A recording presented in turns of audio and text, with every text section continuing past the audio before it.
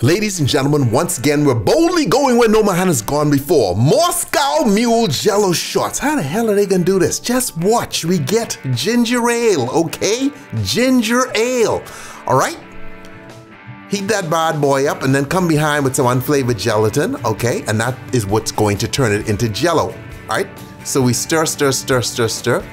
That's Emma's beautiful fingers, aren't they lovely?